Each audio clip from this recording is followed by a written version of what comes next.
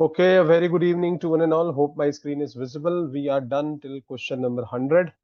Today we have to start with question number 101, if I am not wrong, right? So hope my screen is visible to each and everyone and I'm audible to each and everyone. Please rename your devices.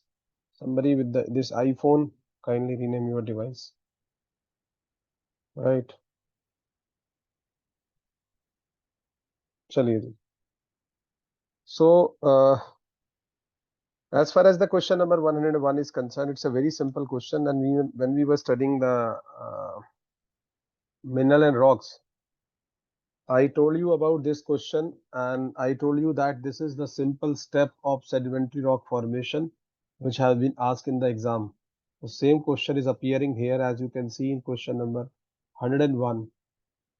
They said the process which is not a part of sedimentary rock formation means which among the following do not come when the sedimentary rock formation takes place. So as you can see, lithification and diagenesis do takes place there, and before that erosion of the surfaces happen. So deposition, yes, do happen when they come and get deposited somewhere and then they get hardened. Lithification, you know, is a part. Erosion is also a part, but intrusion is never a part of sedimentary rock formation. It is there in the igneous rock. So the correct answer is second, but we will see that how we chooses the second, right? Just a minute, guys.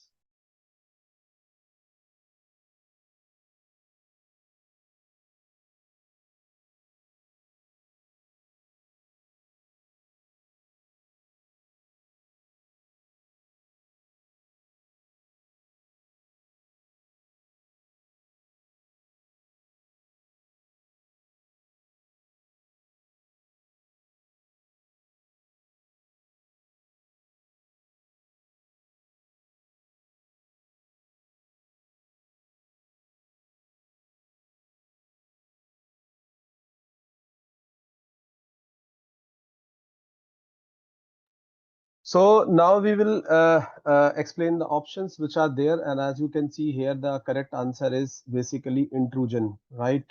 But why intrusion and why not others? That is the sure, right? So let's talk about the processes in sedimentary rock formation because we had just wind up the mineral and rock, so we are more aware about this. So as you can see, sedimentary rock formation is are formed from the accumulation or deposition of mineral or organic particles at Earth's surface, followed by cementation, which is basically hardening, right? Lithifications, right? So you can say in this line there have been written that we have the depositions, right, which is there, and accumulation and cementation, which is basically another word of lithification. Weathering do take place there. So weathering is the breakdown of the rock, soil, mineral as well as wood and artificial material through the contact with the Earth's atmosphere, water, biological organism. Erosion do takes place there, the process by which the natural forces like wind, water, ice, gravity carry away weathered rock, fragment and soil. Transportation do happen there. The movement of these sediment from the origin to the new location, typically by water, wind, glacier. Yesterday also in soil we said when we have the water, we call it as alluvial. If wind is there, it is we call it as aeolian, and if glacier is there, we call it as glacial, right? And colluvial for gravity. Then deposition is also there, the process by which the sediments are laid down by settling the new location after the layer forming the sedimentary beds. Compaction do takes place there, right? As more layer of sediments accumulate and the weight of the overlying sediment compasses the layers below, squeezing out the water and air. So lithification and diagenesis you are well aware of. I have told you in the class, right? We do have uh, lithification and diagenesis. Diagenesis first, followed by lithification, which is cementation, right? That is the process. Igneous rock formation basically involved intrusion. So igneous rock formation, if you see intrusion, this refers to the process when the molten magma pushes its way into existing rock formation and solidify, and the process is associated with the formation of igneous rock, not with the sedimentary rock. When magma cools and solidify beneath the Earth's surface, it forms intrusive rock. If it is outside, then extrusive. All of you are aware with that. So that's why intrusion is basically the process which is involved in igneous rock. So that's why we have taken this, right? तो intrusion जो है कहाँ involved है, वो igneous rock में involved है, guys. वो sedimentary rock में इन्वॉल्व है नहीं. That is for igneous. Rest all are for sedimentary, sedimentary, sedimentary. So the correct answer is intrusion. Now you know that why the logic is behind this. It is there in our booklet.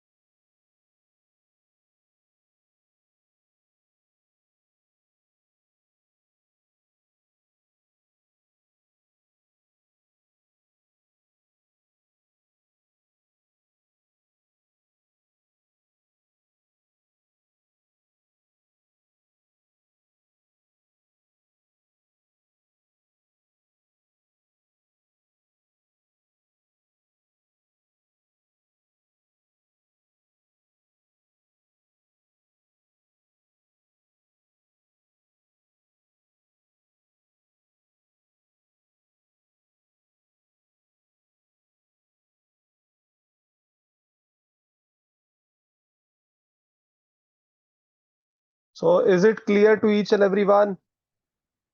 Question number 101 is clear to each and everyone why the correct answer is basically intrusion, right? Now let's move to the next question, which is 102. 102 हम actually देखा जाए तो already discuss कर चुके हैं, right? 102 हम देखा जाए तो ऑलरेडी डिस्कस कर चुके हैं, ठीक है?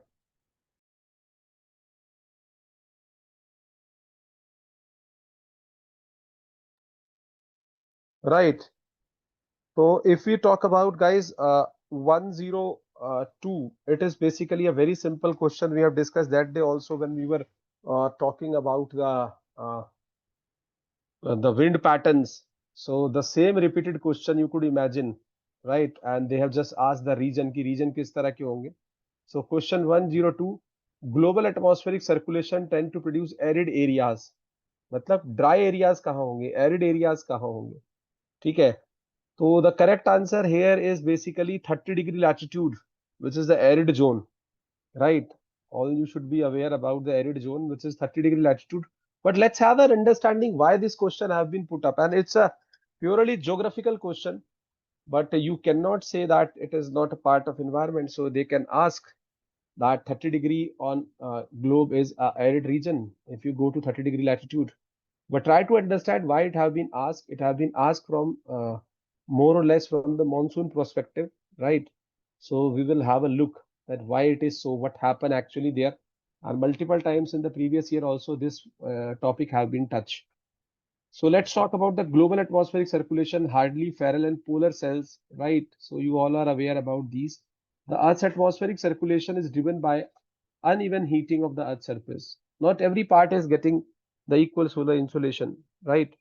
Some part gets more, some part get less, right? So that is one of the thing. Then warm air rises at the equator. This is well aware that warm rays will rise because they have less density at equator and move towards the poles. Cool air basically sinks and then return to the equator, creating distinct circulation cells. So different cells are formed because of the differential heating of the air masses on the Earth's surface. So first thing first, 0 to 30-degree latitude is basically Hadley cell, right? All of you are aware. So you know that at the equator, 0-degree latitude, increase in solar insolation or radiation causes air to heat up, become less dense and rise. And this rising moist air cools, leading to the condensation and heavy rainfall characteristic of tropical rainforest. And this region is known as ITCZ, Intertropical Convergent Zone, where last time we talked about doldrums are here, right? ITCZ. As the air mass moves poleward in the upper atmosphere, it cools and become drier, right? Around 30 degree north and south latitude. So ये याद रखना है, 30 degree south हो चाहे 30 degree north हो, these latitudes are basically for cool dry air. So dry areas are there, so arid regions are there. So this cool dry air sinks back toward the surface. As it sinks, it warms adiabatically, and it is relatively humidity decrease, further making it very dry. And this sinking dry air creates a high pressure zone which inhibit cloud formation and precipitation. And these high pressure belts are where the most of the world's major deserts are located, like Sahara and others. तो बहुत अच्छा logic यहाँ पे पूछा है उन्होंने, ऐसे नहीं कि खाली पूछ लिया. तो Sahara deserts is there, and then Arabian desert and Australian desert. So this 0 to 30 degree latitude is quite special in terms of the arid region. Then comes move upward 30 to 60, right? So when you move 30 to 60, it is the turn of the Farrell cell. Earlier it was the Hadley cell, now it is the Farrell cell. What happened in the case of Farrell cell? This cell is less defined and driven by interaction between the Hadley and the polar cell. At 30 degree latitude, some of the sinking air from the Hadley cell moves polewards along the surface around 60 degree north and south latitude, and this poleward moving air meet cold polar air, and this meeting causes warmer air to rise, create a low pressure zone, and leading to precipitation, which is the temperate forest. So you should remember that region is temperate, right? So up to 30 degree it is arid or dry or deserted, and then temperate. Then comes the 60 to 90. यही तीन division है, 0 to 30, 30 to 60, 60 to 90, right? These are the only three divisions. Then we have the polar cells, 60 to 90 degree latitude. What happened there in the case of polar cells? So pole was polar. In between we have the F alphabetically, and before that you were having H, right? So it is going alphabetically. If you say Hadley to Farrell to polar, right? So we can see here what actually the polar cell 60 to 90 degree latitude do. So at the pole 90 degree latitude, cold dense air sink, creating a high pressure zones and very dry condition. Polar deserts are there, and this cold air then flow towards 60 degree latitude, right, where it meets the warmer air from the Farrell cell and it rises. So you should keep in mind that how these distributions are, because ये दोबारा भी आपसे they can ask you again. Now let's analyze the options as given. So if you talk about 30 degree latitude, so it is basically as given in option first. So as explained, sinking air as explained above, sinking dry air at approximately 30 degree north and south latitude create persistent high pressure, leading to very low precipitation and the formation of the world's major desert arid areas, and this align perfectly with the principle of the Hadley cell, right? तो Hadley cell के साथ ये match करेगा. Then second option they have given 10 degree latitude. This region is near above equator within the tropical zone closer to the intertropical convergence zone, which is doldrum also, characterized by rising air, low pressure and heavy rainfall, and these are humid, not arid region. Common vegetations are rainforest like Amazonian and Congo rainforest. Then we have 60 degree latitude, which you can see. 60 degree latitude, as I told you, north and south, there is a zone where warmer air rises due to the meeting of the Farrell and polar cells, and leading to the low pressure system and generally high precipitation. And this is in many temperate forests, subpolar climate is found, which are not arid actually. Then we have the equator. Equator, you all people are aware with 0 degree. The equator is 0 degree latitude, characterized by the consistently rising moist air, and intertropical convergence zone, which is doldrum, resulting in high humidity and abundant rainfall, not arid condition. So you should be well aware about these options, because you never know. Next time they will target these latitudes, right? The options itself is a question here. They can form 3-4 questions in different variety from this question, saying that this is itself a question. So as they have asked that they are more interested about arid regions. So when they say arid areas, so arid areas is basically 30 degree latitude as after our discussion. So is this question clear to each and everyone? Question number 102, clear to everyone? Quickly guys. Question number 102. Chaliye. So then next question is very easy and directly lines of Gilbert Master's chapter on groundwater hydrology. Direct it have been taken, right? And when I was teaching you hydrology, I also told you that how the cone of depression is formed when you extract more water than it can be recharged. So aquifer, if the rate of recharge of aquifer is less than rate of withdrawal, then the cone of depression is formed in that area. That is a well-known fact. So let's have a look at question number 103, which basically says a cone of depression forms when you will form a cone of depression, right? So the cone of depression is getting formed when a stream flowed into a sinkhole. No, that is not correct. Then the second option, you can see water in the zone of aeration is replaced by water from the zone of saturation. That is not correct. Then they says third option, a spring from where a perched water table intersect the surface. That is not correct. The fourth option absolutely is a definition of how the cone of depression is formed in the case of aquifer. So water is withdrawn from a well faster than it can be replaced. Means if the rate of recharge is less and rate of withdrawal is more from aquifer, then you will definitely see the formation of cone. So cone of depression is basically formed when we have the rate of removal faster or rate of withdrawal faster as compared to the rate of recharge of an aquifer. So that's why the correct option here is the fourth one. Water is withdrawn from a well faster than it can be replaced. So now let's see what actually this cone of depression look likes, right? And what is there in the case of the cone of depression, that how we should look into it, right? So what actually is a cone of depression? As we know that this is there in your hydrology unit. So a cone of depression is a funnel shape lowering of the water table around the pumping well. So it forms a structure like this. The exact structure will be like this, right? So when the rate of withdrawal is more, right, that is there, then it occurs. So it occurs when the groundwater is withdrawn faster than can naturally replenish, and this shape resembles an inverted cone, which is lowest point at the well and gradually rising upward. तो ये आपको देखना है, right, कि inverted कोन की तरह ये दिखता है जो मैंने बनाया है exactly, right.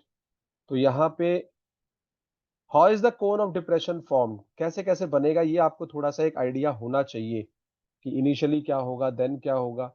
So how is the cone of depression get formed? Initially, what will happen? Initial water table is there. Before pumping begin, the groundwater is at the stable level. You will start pumping the water. Then start of pumping when a well start withdrawing water, the hydraulic pressure in the surrounding area decrease. Then drown effect, right? Water from nearby areas move toward the well, causing the water table to lower around it. आसपास का पानी वहां आना चालू हो जाएगा. Then cone shape formation, a water continue to be extracted, a cone shape depression form around the well, and the deeper, faster the pumping, the larger the cone of depression, right? The rate of pumping will be crucial. Stabilization or further expansion, if pumping continues for a long time, the cone can expand and affecting nearby wells, even drying up the shallow or water sources, right? In the nearby area, you will not get the water if the pumping continue in that area. When pumping stop, groundwater slowly recharge and the cone shrinks over time. Again, he can replenish. So it's not a permanent phenomena. If you stop pumping, then the reverse can happen. Then factor influencing the cone depression, pumping rate, it depends upon aquifer permeability, it depends upon duration of pumping, surrounding water sources, it depends upon, because a good question can come from cone of depression again. So you should know these facts very well, right? Then consequences, what are the consequences of cone of depression? Lowering of water table, that is for sure. Reducing the groundwater availability, land subsidence can happen, and salt water intrusion, which I told you that salt water will intrude into the fresh water. So all these information you should be aware, but they simply ask the definition of the cone of depression, that how it is getting formed. So in that case, it is the option D only, which is the fourth option. So a cone of depression is the water withdrawn from a well is faster than it can be replenished. So is it clear? Question number 103 clear to each and everyone? Quickly response करेंगे. If you have any doubt, you can ask me. These discussion are just to give you the basic concept of each and every question, that logically how it should have been approached, from where it have been taken, where it correlates with our notes or booklets, so that you have a mind makeup that how to catch the questions and correlate them, right? Otherwise, it is available in the booklet also. This question is also directly from your booklet 3, PCBs, polychlorinated biphenyls. This question have come multiple times, right? PCB question have come multiple times, polychlorinated biphenyls, where we discuss about POP, persistent organic pollutant. But let's have a look at question number 104. And it's a very simple question, guys. Let me tell you. So question number 104 say polychlorinated biphenyl PCB, right? So if you talk about one by one thing, so the first option which is there, that it consists of more than 200 cogeners, right, with different number of chlorine atom. Absolutely true. If you study the POP where PCB have been discussed, the first line which I write in the notes or tell in the lecture is that it is like more and more chlorine add, more and more derivatives are there. So it consists of more than 200 compounds with different number of chlorine atom, right? Cogeners means उसी category के हैं. Cogeners are those, right? The line which is written in your booklet regarding these PCBs, right? So it is there available, and you can see in December also where the lecture of PCB is there. But I can tell you because it is immediately after the unit on energy. So I am very well connecting that where we talk about the POCs, POPs, it is written, right? So there we talk about these polychlorinated biphenyls, and the first line which is written, let me tell you, where we have an heading that biological effects of POPs and PCBs. Like most of the pesticide PCB which are used as solvent are electrical appliances, right? And we up to 200 such compounds. This line is written in your notes. This first line. Up to 200 such compounds are possible by various combination of chlorine on the side of biphenyl molecule. इससे ज्यादा matching और क्या लेंगे आप? Same ही line लिखी हुई है वहां पे, right? You can check out the booklet number 3 that up to 200 such compounds are possible by various combination of chlorine on on on on the sides of biphenyl molecules, and they are popularly known as aerochlor. This definition is also there. Aerochlor. This is in the topic called POP. POP के under में है ये persistent organic pollutant में जहाँ पे dirty dosens की बात करते हैं, ठीक है? And you can see in December 1 and soon I will be pushing these small topics in this cloud also, right? So consist of more than 200 cogeners with different numbers of chlorine. This statement is absolutely true. Then comes the next statement. It says it occurs primarily as localized pollutant. No, they are not localized. They can move hundreds of miles, right? So this option is incorrect. They are not localized, they are globalized. They can move and co-distillate. Then the third option comes, which says had no common use but were produced as manufacturing byproduct. This is also incorrect. They have the uses, right? If you see widespread commercial use, they are used in electrical transformer, capacitor, coolant, pesticide. So this is also incorrect. Fourth one, they are noted for their biological instability and therefore toxicity. Incorrect. They are biologically stable, not unstable or unstable. So this is also correct. Fourth incorrect, third incorrect, second incorrect, only first is correct. So the correct answer for 104 is 1. I will show you how. Polychlorinated biphenyls consist of more than 200 cogeners with different numbers of chlorine atom called aerochlor. इनका पूरा नाम है aerochlor, right? So you have to keep in mind that. And now you can see like how it goes on, like one by one we can go down and see the information that polychlorinated biphenyls, a group of synthetic organic molecule. Yes, it consists of more than 200 cogeners with different number of chlorine atom. Group of 209, basically different compounds, each of cogener different number of position of chlorine atom on the biphenyl molecule. Structural variation affect their toxicity, stability, and bioaccumulation. The second option, which is given there, that it occurs primarily localized pollutant. No, they are migrant, they are persistent. So long range transport is one of the feature of them. They are long range pollutant and they can travel through air and water. It is mentioned in your notes only. They had no common use. No, this is also wrong. They have a good commercial use. PCB had a widespread commercial use used in electrical transformer, capacitor, coolant, plasticizer, paints. So it was just the application of PCB was asked. Are noted for their biological instinct. No, they are very stable. Heat and thermally stable. So PCB are biologically stable, not unstable. You can check out the booklet. These lines are there. Is it clear? Question number 104. Anyone having any doubt in 104? Why the correct answer is first? Anyone having any doubt? Quickly. And this is given in the lecture on POPs. If you see the December cloud, there is a topic called POPs, which is there, and soon it will be in the June cloud also. But I will put them in the last so that major topics you study. But today onwards, I will keep putting till 24. I will put and it will be packed. And though are small topic like one question, so we can see that.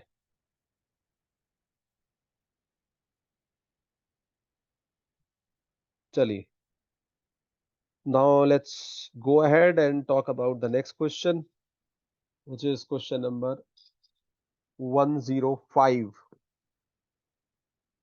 This question directly being taken from the GATE paper of 2024, right? There was a question on EPR, extended producer responsibility. So extended producer responsibility is that if you produce something, then taking care of that waste, plastic waste or whatever waste it is, you have to take care of that. Like you have the scheme of getting PET bottle exchange with money or some product. So question number 105 says what? EPR, extended producer responsibility, right? Mechanism has been incorporated for management of what all things. So all these things which have been mentioned here, they are now under EPR. We have EPR for plastic packaging waste. We have EPR for electronic waste, like the people take battery back, right? We take the PET bottle back. So EPR can battery, used battery you might have seen for the scooty and the cars, they take it back. Used oil also, they the company asks collect it and send it back. Waste tire also. So here the meaning is that whatever a company is producing, it should not be left into the environment. It is the sole responsibility of the company who produce it to dispose it off or take care it of, right? That is what we call as extended producer responsibility. That if you are manufacturing something, you have to take care of that. Let's see the detailing. So the correct option here is fourth, because every item mentioned here, plastic, packaging waste, e-waste, battery waste, used oil, and waste tire all come under the EPR protocol. Nobody is left away from EPR. Let's have a look what actually the EPR talks about, because it directly taken from the GATE exam. So let's talk about the EPR. And then we have mentioned about the major principle also. So like if we talk about the extended producer responsibility mechanism has been incorporated in India for the management of all the following waste streams. So whatever waste stream have been given for that, the EPR is now a mandatory thing. So a plastic packaging waste, India's Plastic Waste Management Rule 2016 with amendment in 2022, and further update the EPR for the producer, importer and brand owners who use plastic packaging is mandatory. The rules require business and recovered and recycle a specific percentage of plastic waste and introduce a plastic credit mechanism for those unable to meet the direct recovery targets. And the goal is to promote sustainable plastic packaging, reduce plastic consumption, and encourage the use of recyclable plastic content. So for plastic packaging waste, it has come and get amendment in 2022. Then is the e-waste or the electronic waste. This is there from long ago, because you know that the e-waste drive is being conducted at the schools and colleges, where you have been asked to bring the waste electronic items like battery or phone and all. So e-waste, electronic waste, the e-waste management rule 2022 effectively from April 1, 2023 make EPR mandatory for the producers, manufacturer, refurbishers and recycler of electric and electronic equipments, and they are responsible for establishing collection and recycling mechanism for e-waste generated from their product. The objective is to ensure environmentally sound management of e-waste, prevent pollution from hazardous substances like lead and mercury, and recover the valuable resources. So yes, For e-waste also they are mandatory. Coming to the battery of the scooties and the cars, or the batteries of the inverter, yes, it applies there also, and in 2022 only it have been amended. Battery waste. The Battery Waste Management Rule 2022 notify on August 2022 plan EPR obligations on producers of all types of battery. This means battery manufacturer, importer, and also selling equipment containing batteries are responsible for ensuring the securing, handling, and sustainable processing of waste batteries, including meeting minimum material recovery targets and using recycling material in new battery production. So nobody can deny you. If they don't take, you can complain to CPCB that they are not taking their own battery, right? As per the EPR rule, they have to be behind the bar. So used oil also, yes, as per the hazardous and other waste management and transboundary movement, the second amendment in 2023, effective from April 1, 2024, EPR has been introduced for the used oil. जो भी आपका engine oil होता है जो use होता है in different cars, vehicles, right?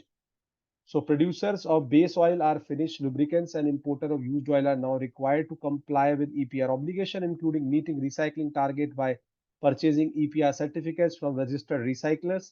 The aim is to ensure the better management of used oil and prevent environmental hazard, because earlier they used to throw them into the drain, which is basically not good for biodiversity. Then waste tire also come under this, right? All the details have been mentioned here. Waste tires, the hazards and other waste management transboundary movement, Amendment Rule 2022. Government management of waste tires, that also come under EPR, that you can study from here. Then behind we have said that there are certain principles on which the extended producer responsibility are based. So the first principle among them is polluter pay principle, means whosoever is pollute, they will be punished or they will be having bearing the fine. Then we have the incentive for eco design, like those who are eco friendly, they should get the incentive from the government. Then resource efficiency and circular economy, you know that in circular economy nothing is there, and we emphasize on those 5R, which is like uh, renew, which the 5Rs which are there, right? Reduce, reuse, recycle, recover, and refuse. Those are the 5R on which the circular economy base. I guess ma'am might have told you about those 5R principle, which emphasize on reduce, reuse, recovery, refuse, right? And refuse, that refuse to use the waste producing process. So this is there. So you should know that what actually all is there. So all this what have been mentioned in question number 105 is basically under EPR. So the correct answer would be A, B, C, D, E. So the correct answer here is A, B, C, D, E. Extended producer responsibility mechanism has been incorporated for all of them. अच्छा question है, this can repeat, and it have been asked once in the gate also. Those are 2024 gate exam mein this question was there on EPR, right? So now let's come to the next question, which is there, which is question number 106. This is directly from your class of Manisha ma'am, if I am not wrong. So let's first I will see you the about the movements, what all are. We will talk about all of them, like first movement, second movement. So you all are aware because ma'am have taught you the movements under statistics. So question number 106, they are asking second order movement about the mean, right? So let's from scratch we can start so that you get it revise also. So as far as you know that first movement is mean basically. Yes, mean, variance, skewness, and kurtosis. 1, 2, 3, 4. I also remember it like that. But still, let's have a look. So first movement is mean about the origin. The formula is written here. Summation 1 by n summation I varying from 1 to n xi. This is simply the mean of the data, and about the mean central movement we call it as, and it is always 0. So the first movement around the mean, first movement is mean around the about the origin, and it is 0. Keep that in mind. Always 0 because it centered around the mean, right? So this was about the first movement. So first movement is mean, and about the origin it is 0. Then second movement is your variance. Second movement is your variance, right? And you can see here 1 by n summation I varying from 1 to n xi x bar whole square. mean, spread, or dispersion or distribution. And as all of you are aware that we have nothing like, all of you are aware that standard deviation is equal to under root of variance. So you can see here that sigma square is variance.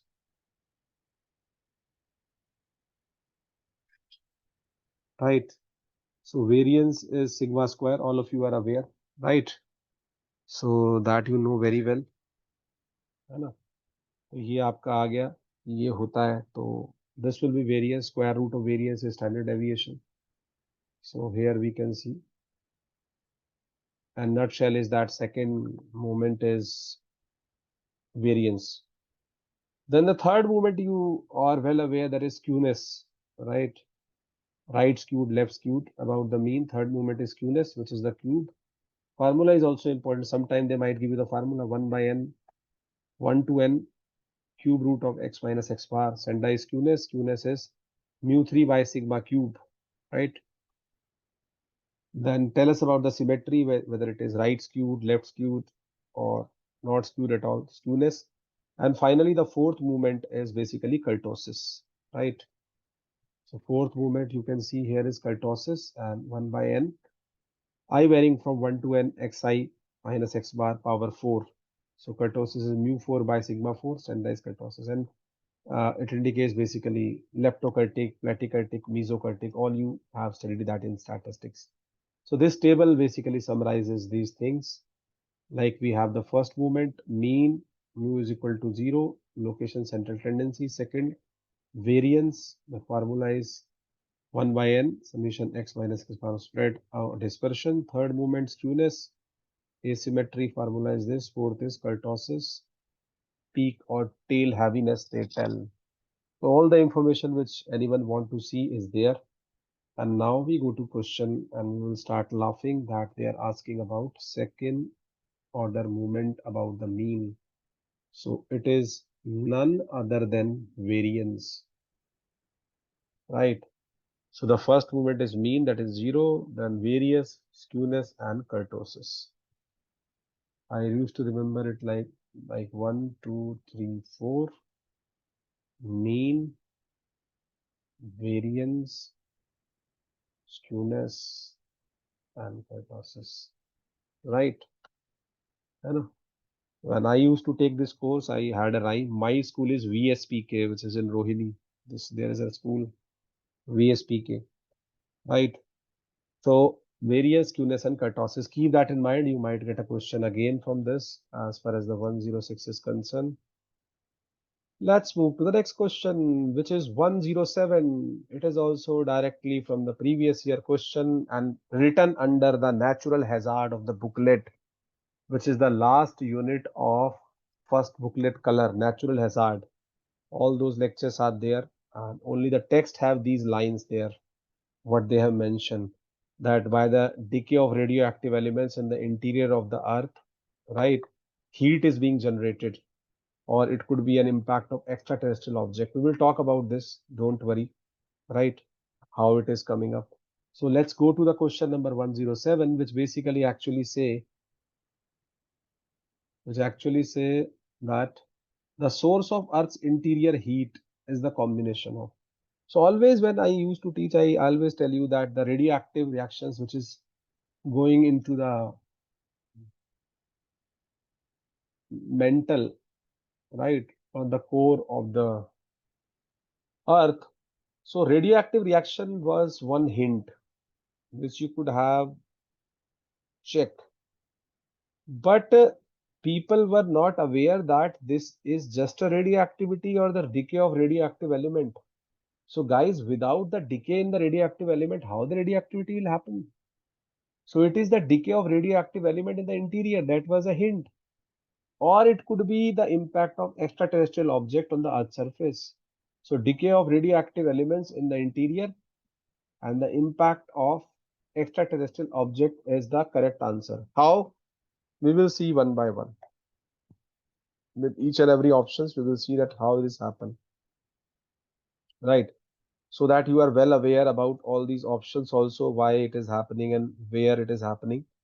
So let's go one by one, but हमें answer तो पता है कि जो radio active elements का decay होता है mental में, उसकी वजह से जो हीट जनरेट होती है वो अर्थ की इंटीरियर के हीट का रीजन है। मैंने बताया भी था कि अर्थ भी एमिट करती है 10 माइक्रोमीटर, तो वो हीट वहीं से चल के आ रही होती है। जो लावा है आपका, जिसको आप कहते हो मैग्मा जो है, वो कहाँ से आया भाई? वो वहीं से तो आया। दैट्स व्हाई वी से asthenosphere is plastic in nature. But let's see the options. First option, that radioactive decay, solar wind and earthquake, right? So yes, we agree that one of them is the major resource, while radioactive decay is a major source. Solar wind particles from the sun primarily affect Earth's atmosphere and magnetosphere, not its deep interior. Uska impact jo, the impact of solar wind is basically in our atmosphere and magnetosphere. This I have told you already in structure of atmosphere. Earthquake, which written in the first option, they are the result of tectonic plate movement, which is ultimately driven by internal heat, but they are not the source of that heat. So first option is out. No, we are not interested. This is gone. That decay of radioactive elements and in the interior and the impact of extraterrestrial object. This have everything logical and should be the correct answer. See how. Decay of radioactive element. So decay of radioactive elements in the interior and the impact of extraterrestrial objects, how it is correct. So this option, 2 points are there. One is the decay of radioactive elements. So all of us know that this is the primary and ongoing source of Earth's internal heat. Isotope like uranium, thorium, potassium undergo radioactive decay within the Earth's mantle. I told you na, mantle and coal, and releasing a significant amount of heat. So this was well taught in structure of Earth. Same lines we told that the radioactive reactions which are happening in the mantle and core. Then the other region which is there is the impact of extraterrestrial objects, right? Accretionary heating. If some meteoroids comes and hit the Earth or something like that in the solar system. So you can see here during the early formation of Earth, the incessant bombardment by the planetesimals and other celestial bodies generated immense heat at their kinetic energy was covered into thermal energy upon impact. जैसे ही वो आके टकराते थे अर्थ से, तो बहुत heat generate होती थी.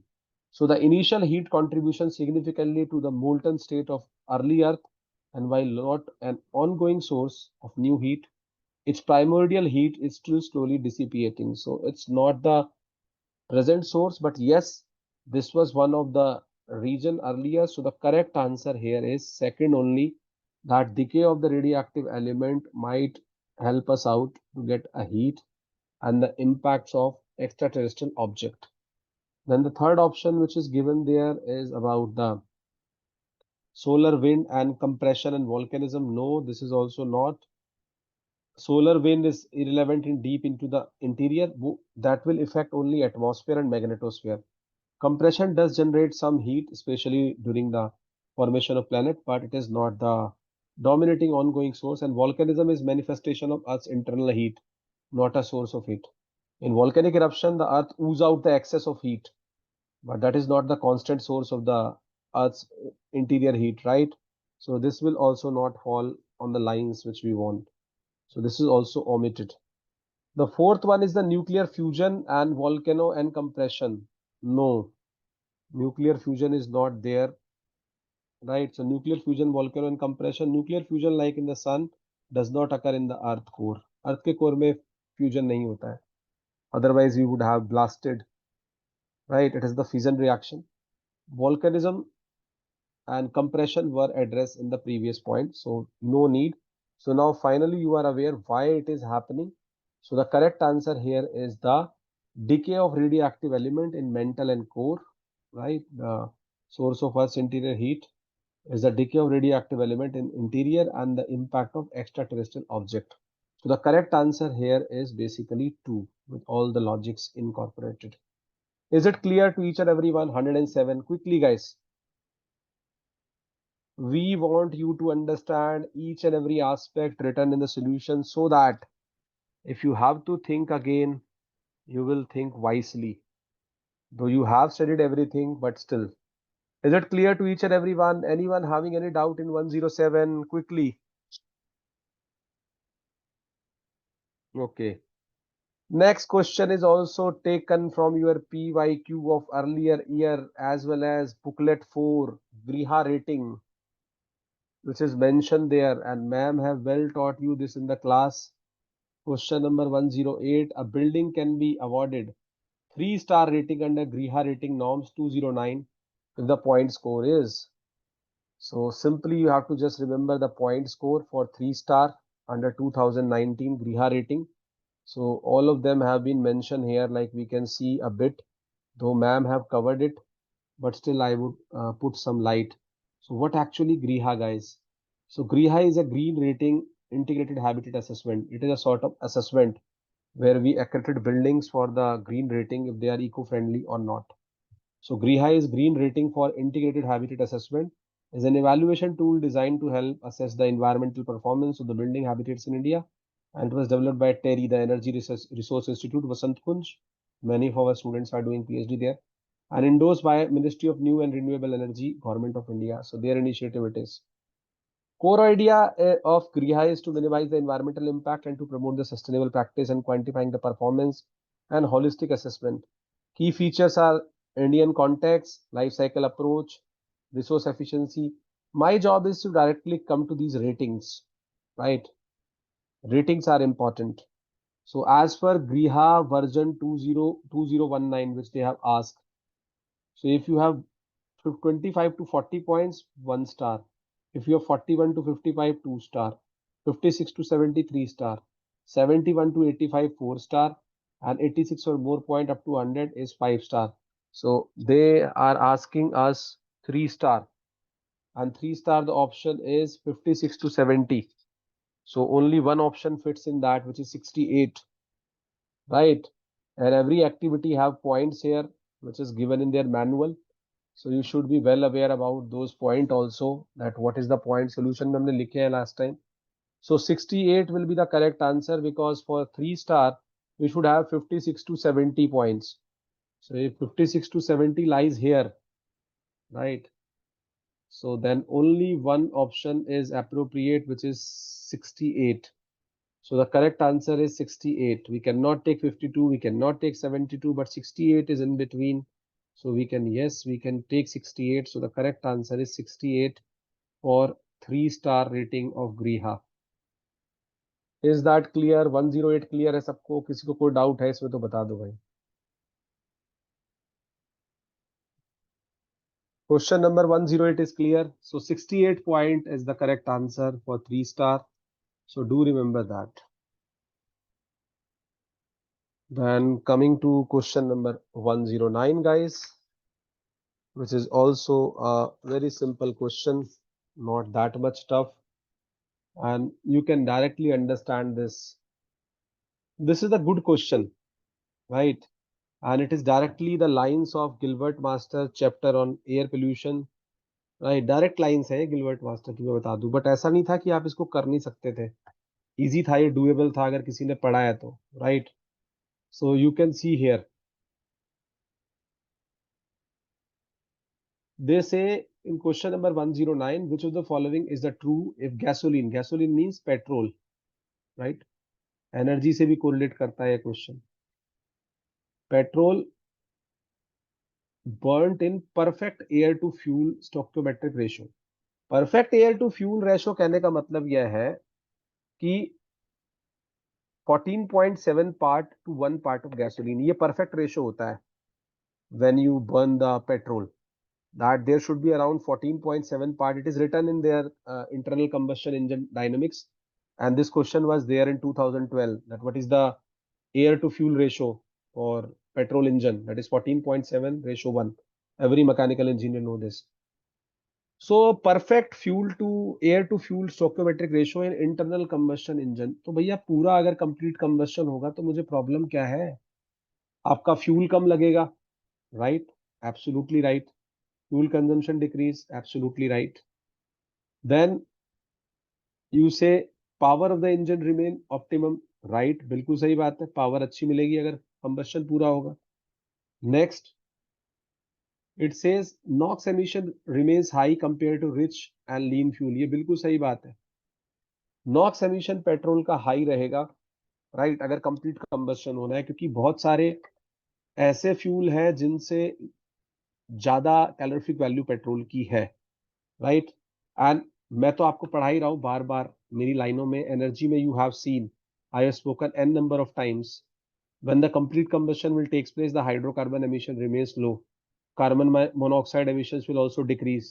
Those benefits I am telling you again and again. So both the lines are written here. Hydrocarbon emission remains low, carbon monoxide emission decrease compared to rich fuel. So all of them are correct. All of them are absolutely correct, right? So the correct answer here will be A, B, C, D, E. Now we will see some of the logics behind this, how we have deciphered this, but the two lines were definitely the hint that this goes like this. So the correct answer here is A, B, C, D, E, right? These all are true for if you burn petrol in perfect ratio of air to fuel. Now let's have a look. ज्यादा बड़ा नहीं है, छोटा ही explanation है, but आपको पता होना चाहिए कि लॉजिक क्या है इसके पीछे। कुछ तो मैंने बता दिया है, something I have told. So gasoline combustion stoichiometric ratio, a stoichiometric air to fuel ratio is the chemically ideal ratio which exactly enough air is present to completely burn the fuel with no excess of fuel or excess of air. The gasoline, the ratio is approximately 14.7 ratio 1. This question has been asked once, that what is the air to fuel ratio for petrol engine, right? Or you can see the internal combustion engine. So this is 14.7 part of air and 1 part of gasoline by mass. This you have to remember that this is fixed. So fuel consumption decrease, yes, this is generally true in the sense that the stoichiometric combination often offers good balance of the fuel economy, and deviation to either very rich or very lean mixture can lead to high fuel consumption. So it should be appropriate. If a lean mixture power drops significantly, require more fuel to maintain the speed. In a rich mixture, excess fuel is simply wasted. So हमें जरूरत नहीं पड़ेगी. We will be in optimum range. We will be in the optimum range. Then the second thing is like power of the engine remain optimum. That is also true, that if you have the exact ratio, then the power will remain the true, right? Yes, for every fuel it is different, right? Or NOx emission remains high, as I told you, because the calorific value is more. So if you will read, you will understand. And hydrocarbon emission also low. And the last point, which I have told you, that carbon monoxide emission also decrease. So you can read it. It's a simple logic. When you supply full air, the combustion will be appropriate. So that's why the A, B, C, D, E was taken the correct answer. We have attached the explanation for each of them. Simple to understand, not that much tough. So 109, the correct answer is third. A, B, C, D, E, all are true if the gasoline or petrol is burnt in perfect air to fuel ratio. Ratio जरूर याद रखना है, 14.7 ratio 1. 14.7 ratio 1. This is for air. Air is 14.7 and one part is petrol or gasoline. Because this can come again, right, for sure. So you should not take it for granted, right? उसको आप हल्के में नहीं लेंगे. For every fuel it is different, but in Gilbert Master it is mentioned for petrol engine only. Coming to the next question, 110. This is taken from the class 11th NCRT. Chapter is equilibrium, right? I have seen this question there also, and this was a question in 90s in JEE also. तो ये तो पुराना JEE का खिलाड़ी question है, but we will see them and this can be easily have been done. बहुत आराम से इसको आप कर सकते थे. देखिए ध्यान से, लॉजिक भी मैं बताऊंगा आपको कैसे होता है question. 110. In a solution, which of the following dissolved species would contribute positively to alkalinity? If you say that which among the following is contributing positively to alkalinity, so alkalinity mean when you will have less H plus ion, right, means less acidic, more alkaline, or more OH minus ion. That is how we define alkalinity, right?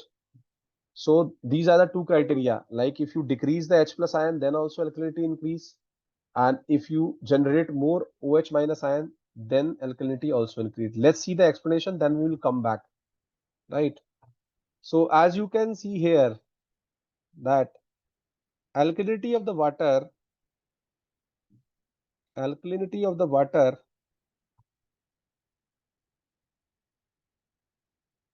is a measure of its capacity to neutralize the acid, how much they can neutralize the acid.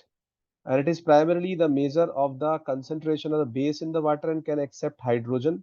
How quickly they can accept hydrogen, that is also good for alkalinity, because more and more H plus are getting utilized, means they will decrease and alkalinity will increase. These bases are typically bicarbonate, carbonate, hydroxide ions, and sometimes the minor bases like borate, silicate, and phosphate. So let's analyze one by one the options, so you will understand how they are contributing. So first take less carbonate ion. ये तो मैं soil में भी आपको पढ़ाता हूँ. Carbonate ion. So carbonate ion are strong base and readily accept the H plus ion to form bicarbonate. So CO3 2 minus H plus form HCO3 minus. This reaction consume H plus ion, thereby increasing the pH and contributing positively to alkalinity. So okay, this is there, done. Then the second one, you can say PO4 3 minus. They will also do the same. They will make, आज ही तो पढ़ाया है, HPO4 2 minus. So phosphate ion, especially the fully deprotonated, are also bases and can accept H plus ion. This is the reaction which will happen, which I show in soil, right? So they are also perfect candidate for increasing. So they contribute to alkalinity, although typically to a lesser extent than the carbonate system, right? So they are also perfect candidate because they are also taking H plus ion, means they are decreasing the pH, which is the alkalinity. Indirectly, if you are decreasing the pH, sorry, decreasing the H plus ion, right? So if H plus ion is lesser, then pH will be more. So automatically alkalinity. Then third option, bicarbonate. This will also show, this is also, there is a reaction in the soil. So bicarbonate ion are the most significant contributor to alkalinity in the most natural waste, because ये तो directly question है that bicarbonate in alkali soil होती है, because carbon dioxide dissolved in water to form carbonic acid. This reaction we have done 100 times, that HCO3 H plus give rise to H2CO3 carbonic acid. So again they are taking more H plus ion, means they are reducing the H plus ion, so increasing the pH means alkalinity. So the neutralization capacity make the primary component of alkalinity. So they are also making it alkaline. Then if you talk about OH minus ion, the hydroxide ions are strong base and directly contribute to alkalinity by neutralizing H plus ions. So it will take and make water. So again, they are decreasing H plus ion, means increasing the pH, means alkaline, right? Last option, which is HS minus. Environmental chemistry का course देखा जा सकता है, 5 our का है, मेरा ये दिसंबर में है, मैं आज से अपलोड भी करना स्टार्ट करूंगा कल से. So people can see for one question for sure, right? If they wish. Very simple it is. Not that much complex. Only 5 to 6 are there. HS minus ion. HS minus ion will also take H plus and form H2S. This reaction. They are also taking H plus ion. If they are taking H plus ion, they are increasing the pH. Right? H plus ion कम होगा तो आपकी acidity कम होगी. Right? And opposite to that is the alkalinity. So it also contributes positively to alkalinity, though contribution might be minor depending upon the concentration. So all whatever is written here, carbonate, phosphate, bicarbonate, OH minus, HS minus, are base or conjugate bases of the weak acid. This question you might be remembering the concept of Lewis acid and Lewis base and Bronsted of Lowry acid and base in 11th class, right? So which can accept the H plus ion, right? They are accepting the H plus ion, right? So they are potentially making the pH rise. So that's why they are contributing to alkalinity, right? So that can accept hydrogen ion, thus they contribute positively to alkalinity of a solution. Keep that in mind, right? So that was the logic behind this. So all of them are contributing. So that's why they all are correct. So the correct answer here is fourth. Anyone having any doubt in this question? Quickly, guys. Correct answer for 110 is fourth.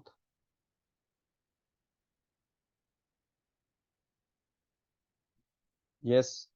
More H plus ion they withdraw, more alkalinity they will increase. Yes, yes, yes, for sure. If you ask me, I would say this is the most potential candidate because it can withdraw 3 H plus ion. Then the second candidate is carbonate. It can withdraw 2. Third is HCO minus. It can withdraw 1. Then fourth is this and this. Clear? Anag Santosh. If you talk about the capacity, right? So with this, I will stop here. I just give you 10 questions to read and digest them well. We still have time, right? The sessions will be continued till 23rd or 4th morning, right? But I would expect to read everyone carefully because last 10 question are passage question. They will not take more than 15 minutes, right? Because we will be having the passage. So our journey is till 140, right? But we will do each and everything. So with this, I will stop here. It's a duty of yours now to digest these 10 questions very well. I want you people to have them in brain as a logic, not like just a question, because question might change, but the concept will remain the same. So my push is on concept, not on question. Question will change, question will modify, but the concept will remain same. From this question, like you can see, those substances which will take H plus ion are potential candidate to increase the alkalinity because they are removing the H plus ion. H plus ion contribute for acidity, and opposite to that is the alkalinity. So that's why this was a good question. Though it belongs to 11th class, but still it's a good question, right? So with this, I will stop here. Thank you very much for your patience. This will be available in your cloud. Next class will be at 7 for energy. We will be beginning with geothermal today. Take care.